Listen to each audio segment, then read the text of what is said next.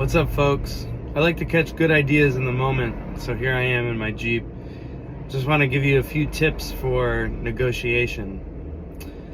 So, I think that when you're negotiating with people, which is a very important skill that you're going to need to develop as a professional musician, as any person who knows their worth, any individual contractor, just about everybody has to negotiate at some point. My number one rule is always remember you're talking to another human.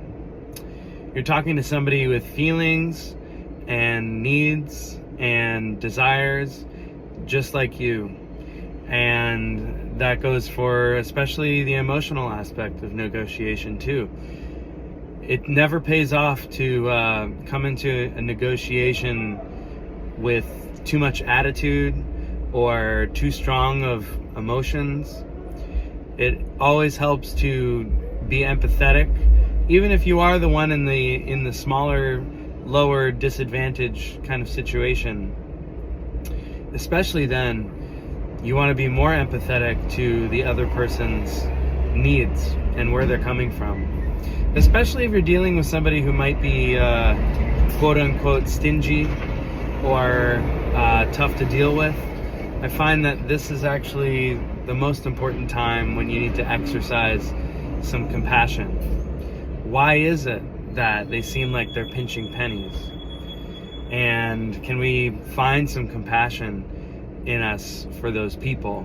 And can we talk with an open heart about our needs and to exercise our boundaries with firmness and softness, a balance of the two in order to reach a consensus? Obviously, if somebody is reaching out to you and they want you to be the person to fill this role, whatever it is, in a band, or perhaps a client is reaching out to you and you might be negotiating a small amount of money or a large amount of money, or it might not even be about money. But the more that you can connect with that other person and exercise your own boundaries and meet them in the middle and make them feel like they're heard.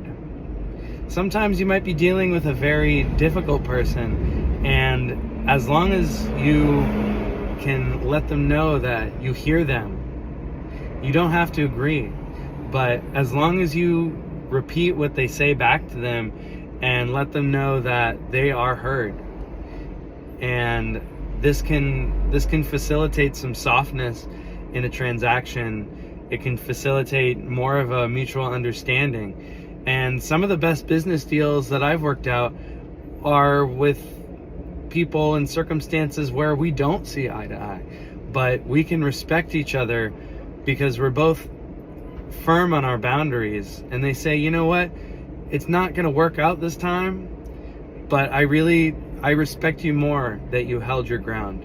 I respect you more that we had a little bit of an arm wrestle and we can choose to be friends now and we can laugh about it.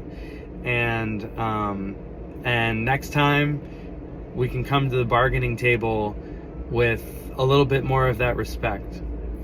Anytime I'm making deals with people, when I'm hiring musicians or talking to clients, I never want to make them feel used. I always want to make my people feel heard, compensated fairly, understood, because this is much more important than receiving an extra $100 or $200 or $500 in this working out a transaction. Making that other person feel heard and understood means that that relationship will continue to grow, that the door is open, that they might not work out for you this time, but they might refer somebody to you, and you might remember them in the future, and you might connect them with somebody very important in their life, and they will reach out and thank you for that, even if you had a tough time in the past. So yeah, I just wanted to address a little bit of that humanness that goes into negotiations and making transactions with other people in a business setting, in a life setting, goes a long way to make sure the other person feels heard and understood.